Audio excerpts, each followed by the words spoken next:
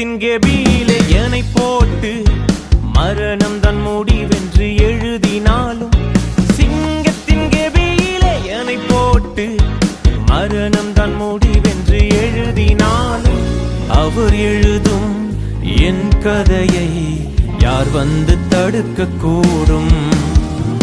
அவர் எழுதும் என் கதையை யார் வந்து தடுக்க கூடும்?